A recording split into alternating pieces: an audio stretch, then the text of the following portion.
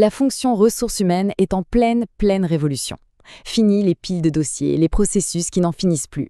Aujourd'hui, la technologie est en train de tout transformer, de la manière dont on est recruté à la gestion de notre quotidien au travail. Voyons un peu comment ce virage numérique redessine complètement le monde de l'entreprise. Le contraste est saisissant. C'est vraiment le jour et la nuit. D'un côté, on avait le monde de la paperasse, des processus super lents, où les RH étaient un peu cantonnés à un rôle administratif.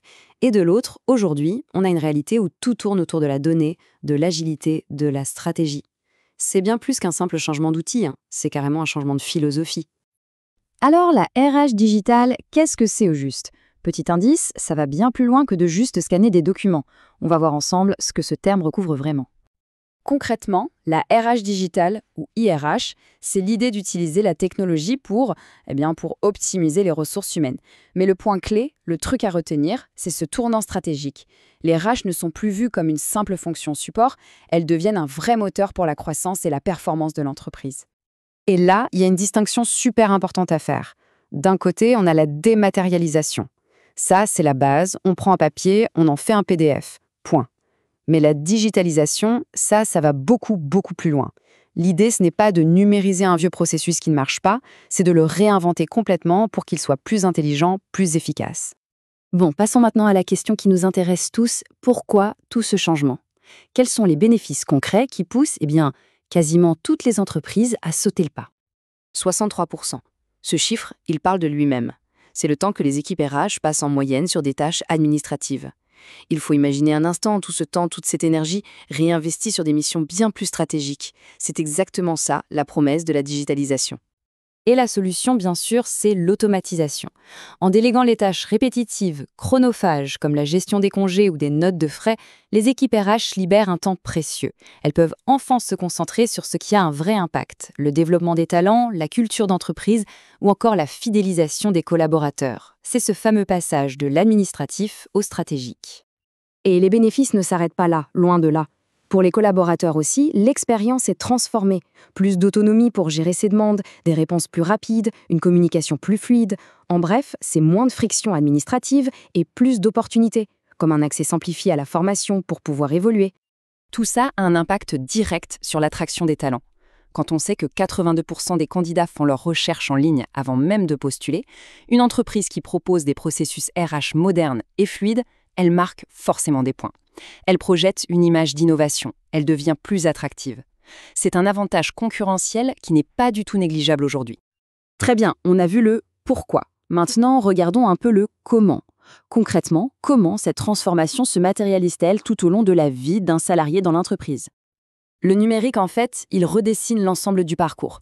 Ça commence dès le recrutement, où des outils intelligents aident à trouver les meilleurs profils. L'intégration, l'onboarding, est ensuite beaucoup plus fluide. La gestion de tous les jours est simplifiée et le développement des compétences devient accessible n'importe quand.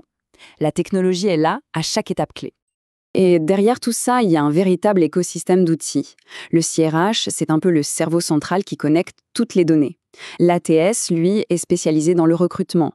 Les plateformes d'e-learning gèrent la formation et les portails libre-service, ils redonnent la main aux collaborateurs. Chaque outil a son rôle à jouer. Mais attention, cette transformation n'est pas un long fleuve tranquille.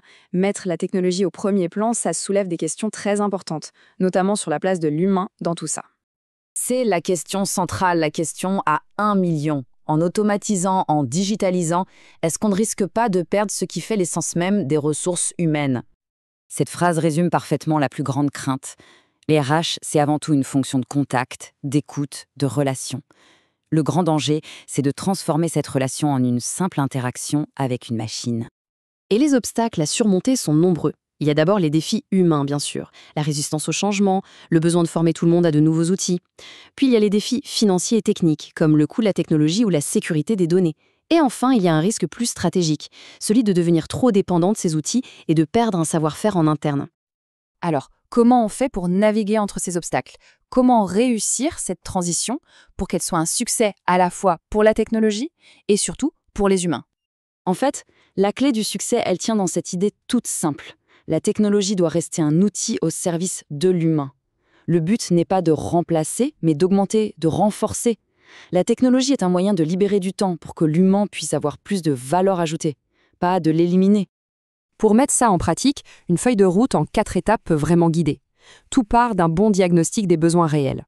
Ensuite, l'implication des équipes dès le départ. Ça, c'est non négociable pour que tout le monde adhère au projet. Le choix des outils doit être malin, adapté à la culture de l'entreprise. Et enfin, il faut un accompagnement solide avec de la formation et de la communication pour que le changement s'installe durablement. Tout ce parcours nous amène à une question un peu vertigineuse. Jusqu'où ira cette transformation? Est-ce que la digitalisation n'est qu'une étape avant d'avoir une fonction RH qui serait entièrement pilotée par l'intelligence artificielle? La question reste ouverte.